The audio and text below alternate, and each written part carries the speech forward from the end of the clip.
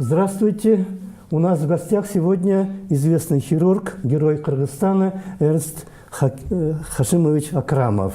Мы решили поговорить о политике, о жизни, ну и о медицине тоже. Добрый вечер. Добрый вечер, да. Вы следите сейчас за политикой? Когда-то вы были депутатом, а сейчас уже вы только медициной занимаетесь. Ну, я особенно не слежу. Почему? Потому что некогда мне следить за политикой. Надо заниматься своим делом, родным делом. Вот, политик пускай занимается политикой, а я, как обычный гражданин, занимаюсь своим делом. Вот, лечением больных. Вот, это самое, мне кажется, святое, самое нужное и самое такое, будем говорить, что болезненный. Почему? Потому что связан с многими вопросами. Вот, вопросами финансирования, допустим, вопросами оборудования, многие вопросами связаны. Поэтому я с политикой особенно это сейчас не связан. Просто иногда так смотришь по телевизору и думаешь, ну как это вот некоторые вот депутаты, уважаемые наши депутаты, как-то они вот выступают как-то не очень складно, понимаете, какое-то дело. Вот некоторые решают государственные вопросы на каком-то этапе своего личной выгоды, понимаете, какое-то дело, а не государственного масштаба. Вот суть в этом заключается. А потом я вам скажу одну такую простую вещь. Мне никак не понятно, и я не могу понять. Если мы считаемся демократическим государством, да, вот, то депутаты, вот, когда формируется депутатский корпус, то должна быть квота на лиц, которые проживают в нашей республике. Квота должна быть. По у нас же меньшинствам. многонациональная республика, многонациональная. Многие нации живут. А почему, допустим, в парламенте нет никого, кроме, допустим, вот... 2-3 человек. Да, ну, 2-3 человека, и все это, понимаете, не парламент еще, понимаете, какое-то дело. Вот. Остальные все вот как-то игнорируют это дело. А я считаю, что это неправильно. Должны быть представители многих национальностей. Да. Вот. Но как-то это что на самотек. Но это не поднимается, этот вопрос почему-то. Это вопрос как-то глухо, понимаете, нигде это не обсуждается, не поднимается, и как-то не очень понятно, понимаете, почему. Иногда поднимается. Да, все говорят, что надо, а потом... Ну, я и не слышал, чтобы так говорили, надо, а потом все это на нет сводится, понимаете. Главное, конечный итог. Как конечный итог-то, понимаете, мало ли что говорят до этого. Надо делать, и все. Вот суть в этом заключается. Вот. Да. Вот. Ну, когда составляют эти списки, партийные списки перед выборами, там всегда через сколько-то позиций должны быть другой национальности, кто-то через сколько-то позиций, там женщины были, гендерные, чтобы было равенство. Вот. Но потом, после выборов, они уже... Меняют. Да. Вот. Это неправильно, понимаете, какое-то дело. А кто это должен следить? Я не знаю, кто должен следить? Наверное, спикер должен следить, да? Должен следить за этим делом. Или президент должен следить. Мне кажется, президент должен за этим делом заниматься, следить. Понимаете, какое-то дело?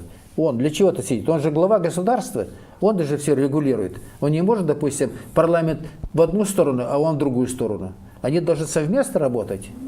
Ну, это, наверное, вот общая какая-то проблема общества, что какая-то проблема есть, они говорят, ее озвучивают, обсуждают, а потом все остается на прежнем уровне. Любую... Я так понимаю, во главе государства стоит президент. Президент должен все регулировать, понимаете, какое-то дело. Как без президента, без головы? Допустим, семья, кто командует, допустим, так?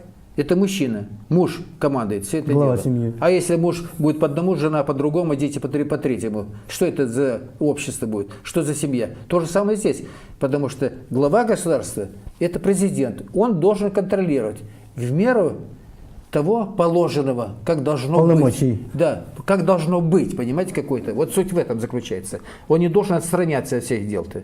Я понимаю, президент должен заниматься и международными вопросами, там все это дело, и хозяйство.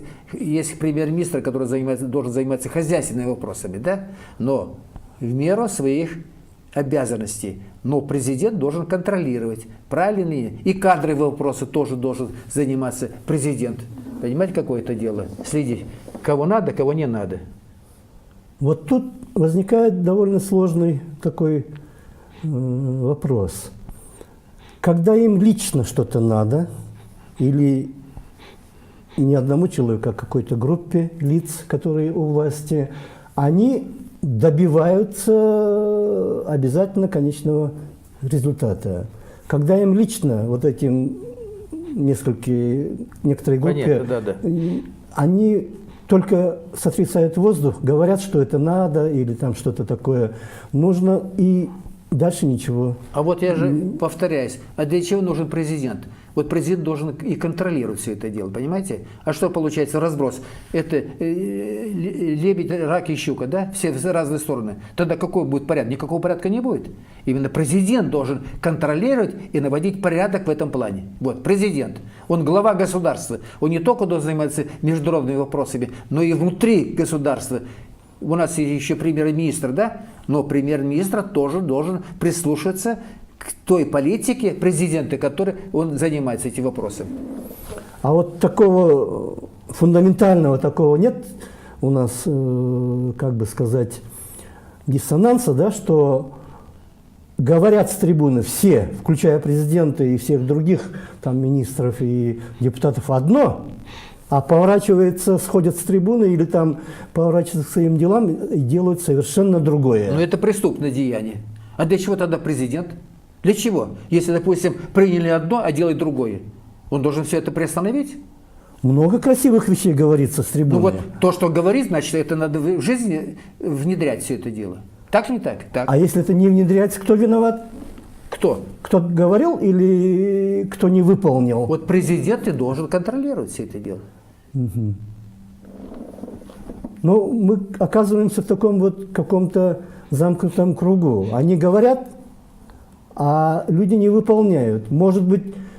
Ну, раз не выполняют, значит, надо наказывать. А их не наказывают. Значит, этот человек, который говорил, может быть, он им шепотом одно говорит, а с экрана телевизора совсем другое. Поэтому я говорю, президент должен корректировать.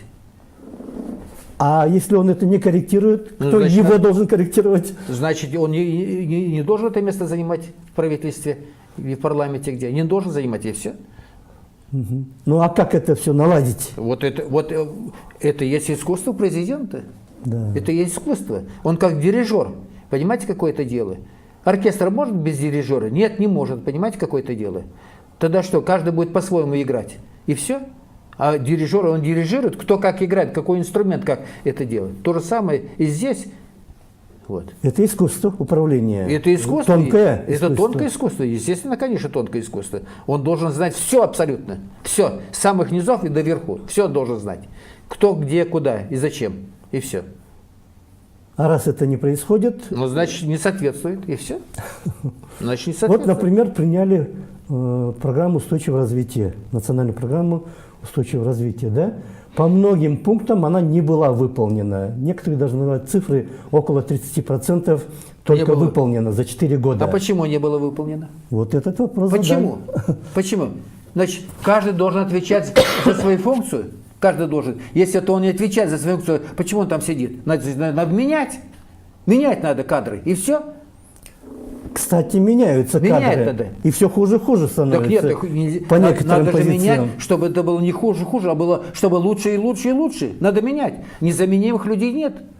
Нет незаменимых людей.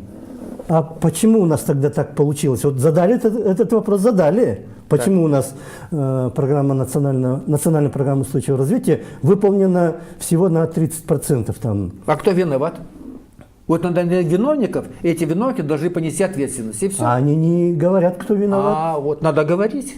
Надо открыто говорить. И никто это не расследует. А нет, надо расследовать. А для чего существует прокуратура? Для чего существует счетная палата? Для чего существует? Они должны контролировать и говорить, вот он виноват, из-за него не было выполнено. И все. И нести ответственность. Каждый должен нести за свою ответственность. Почему, допустим, хирург, который сделал ошибку, допустим, и по его вине умер больной? Хирург ответственный за это дело. Он должен отвечать. Его наказывают по высшей мере наказания. Вот. Суть в этом. А почему он-то не получает наказание? Почему? Раз он не выполнил. Он сидит на этой должности, сидит. Ты выполняй и все. Ты днем и ночью там сиди.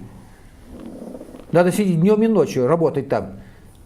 А не ночью не спать дома, а спать на работе. Вот. Как вы. Да.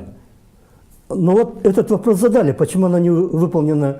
А ответ был такой, знаете, мы специально высокие планки сделали, чтобы лучше развиваться. Вот высокие планки делаются из реальных возможностей. Конечно, наверное. Реальные возможности. Значит, кто создавал эту планку, значит, у него были реальные возможности. Значит, он тоже думал, что можно сделать. Раз можно, значит, все. Как есть выражение Ленина, Владимира Ильича Ленина. Говорит, трудно. Если трудно, значит, возможно. Вот суть в этом. Понимаете, какое это дело? Трудно, говорит. Значит, если трудно, значит, возможно.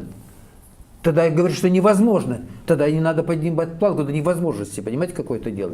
Мы же не можем сегодня запускать космические ракеты. Так? А включим в программу, да? Чтобы планка была высокая. Программу включили. Надо из реальных возможностей, понимаете? Вот суть в этом заключается. Значит, либо программа была неправильно создана, да. Или нет ответственности, кто это. Либо неправильно выполняли. Неправильно выполняли, значит, он должен отвечать за это дело.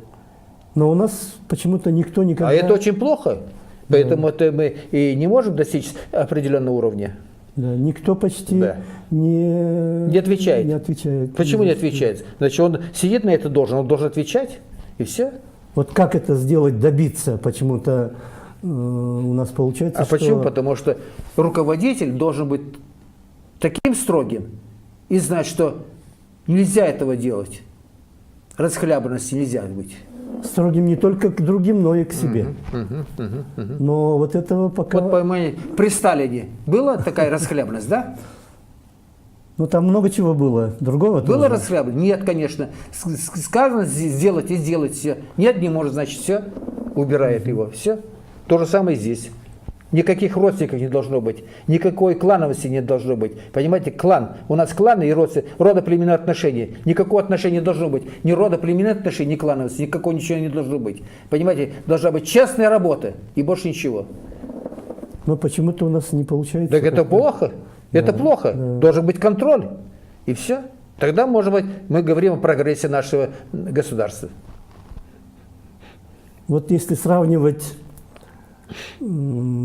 созыв парламента, в котором вы были депутатом, и поздние созывы, как вам кажется качество парламентаризма в Кыргызстане? Вот тот парламент, когда я был, 4-й созыв, все это был самый прогрессивный парламент, самый прогрессивный был. А после этого все начало разваливаться, все. Почему? А я не знаю почему. Так было кому-то удобно, выгодно. Вот президент должен был контролировать то, что мы говорили здесь. Почему, допустим, квота, одна и та же квота, допустим, да? А должна быть квота разная быть, понимаете, какое это дело? Интеллигенция должна быть. А там много интеллигентов в этом депутатском корпусе. Интеллигенция. Ученые должны быть. Много там ученых. Кто там ученый? Да нет ученых там. Некоторые ученые должны быть. Интеллигенция должна быть интеллигенция. Вот. Они бизнесмены. А бизнесмены сидят для чего? От того, чтобы свои дела делать. Вот. А парламент существует. Для чего существует? Чтобы там сидели умные люди, прогрессивные люди, научные люди. Вот когда все это испортилось, почему так пошло такое развитие? Если я думаю, после 4-го созыва. Просто после выборов или во время тоже что-то было? Нет, после 4-го созыва, да. Когда он разошелся и новые выборы начались. И кто этим дирижировал тогда? Это я не знаю. А если вот не парламент, а президента возьмем так, ну, широко так. Так. Не вдаваясь там в какие-то подробности. Вот было у нас 4 президента, да? Аскар Акаев, Курманбек Бакиев, Роза Отунбаева, Алмазбек Атамбаев. Кто больше родил за государство, скажем так, за общество из этих 4? Я так думаю, что, наверное, поровну надо разделить. На всех 4? Да. Ага. Нельзя говорить, что это очень хороший, это очень плохой. Этого нельзя делать. Ну а если не за государство, скажем так, больше пользы принес государству из этих 4? Примерно одинаковые все были? Или да, я так думаю, да. Да?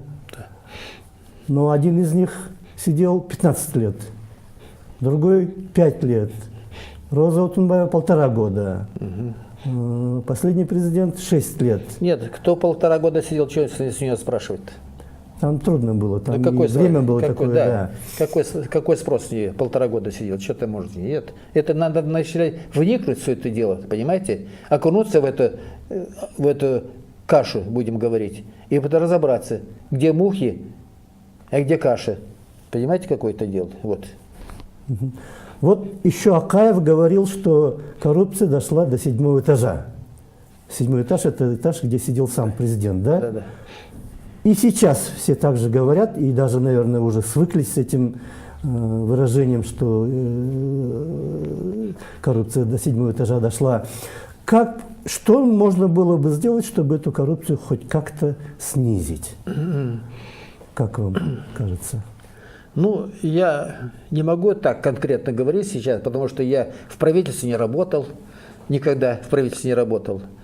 Вот, так что единственное, где я был, это в парламенте был, и то был парламент у нас такой короткий, когда разрушилось все это дело, так я не могу судить. Я так считаю, что, наверное, родоплеменные отношения, коррумпированная система, вот, все это имеет, наверное, место, имело место, наверное, все. Из-за этого коррупция? Я думаю, что да. Все связано с деньгами, понимаете, благи, материальные блага. Кому больше достается, кому меньше достается блага, вот и все. Почему вот это личное чувство самообогащения перевешивает все остальное? Вот ну, понимаете, образование, культуру. Ну это, понимаете, это уже психология человека. У нас такая его нравственность, понимаете, нравственность такая. Вот. Получается, вот люди с такой нравственностью оказываются у власти. Да. А те, кто более чистые, они к власти не могут пройти. Да.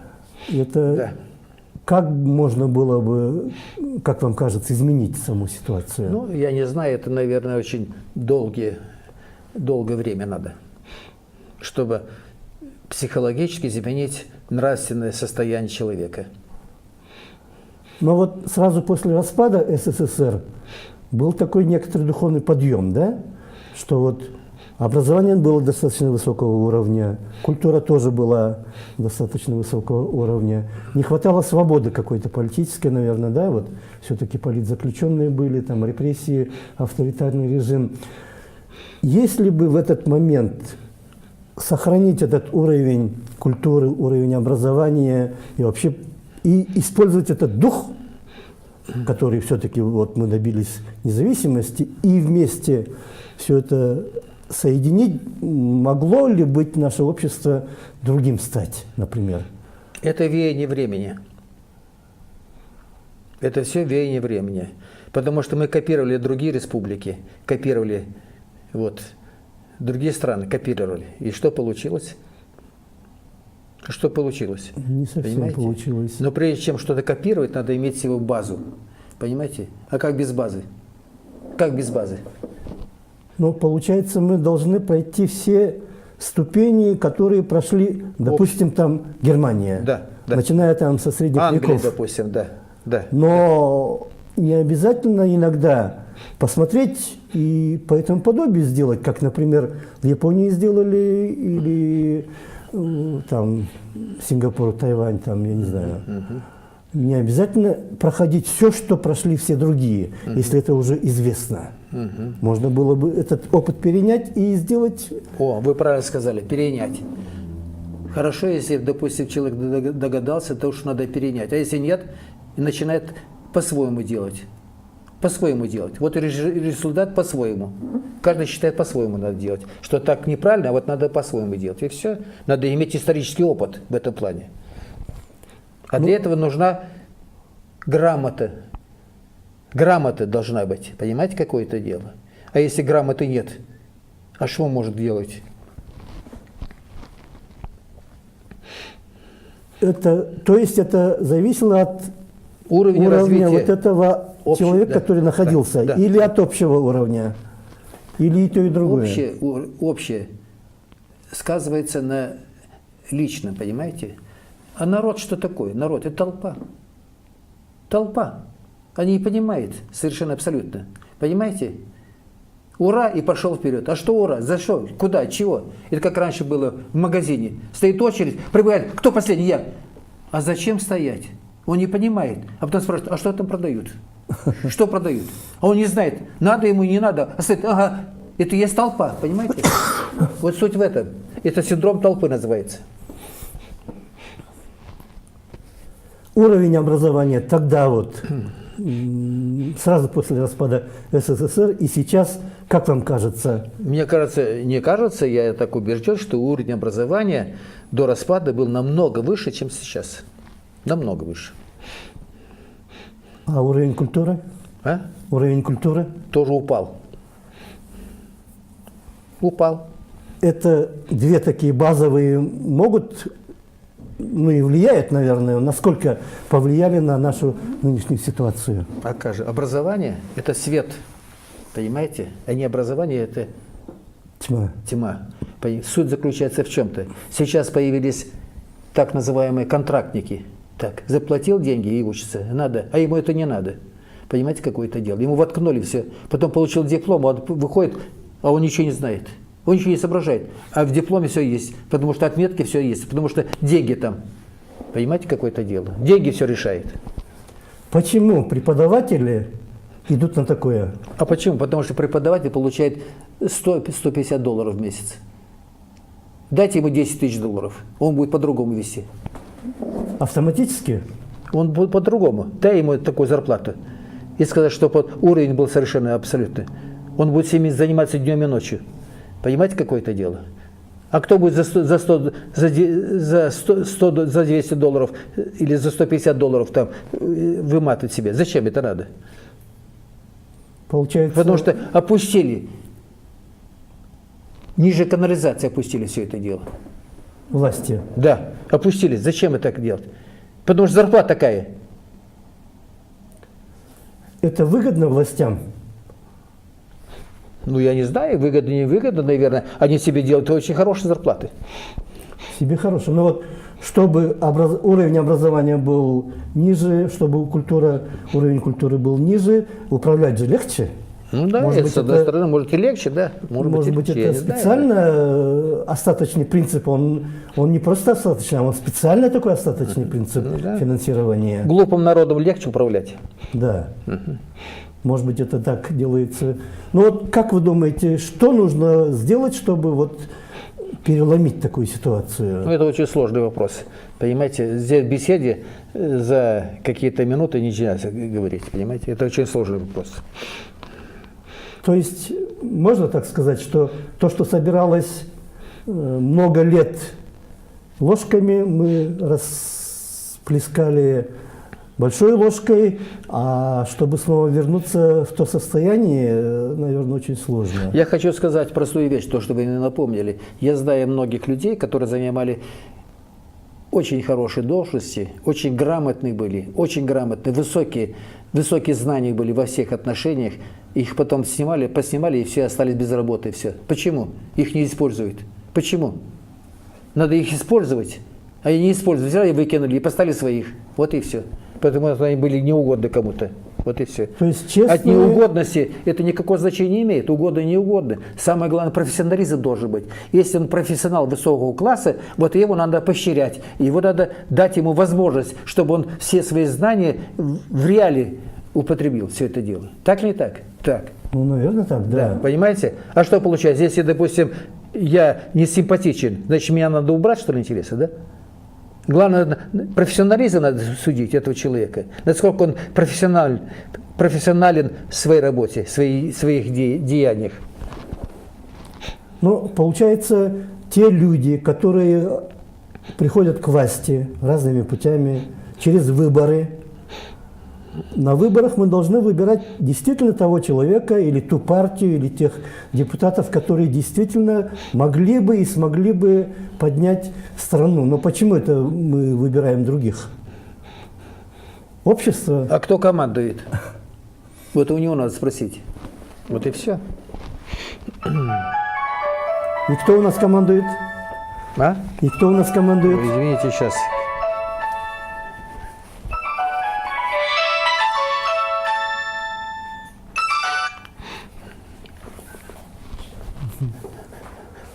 Но вот какой-то замкнутый круг получается, да? К власти приходят такие люди, которые не совсем